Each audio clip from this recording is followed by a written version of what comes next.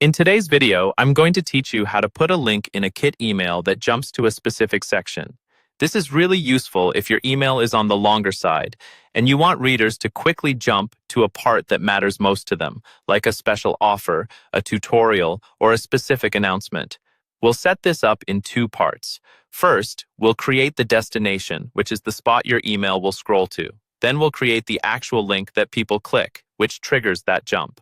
Follow along in your own Kit account as you watch. Start by opening your email in the editor. Make sure you're working on the correct campaign or automation email, and that you're in the editing view, not just a preview.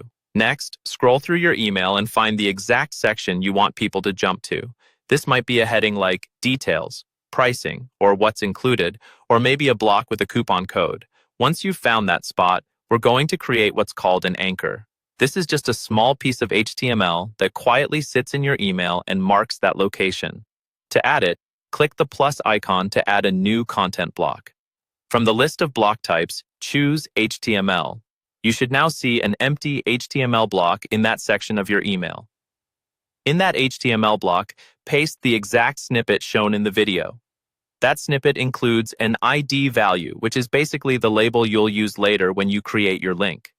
Pay close attention to how that ID is written. Spelling, capitalization, and any dashes all matter.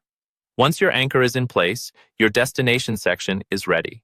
Now, let's create the link that will jump to that anchor.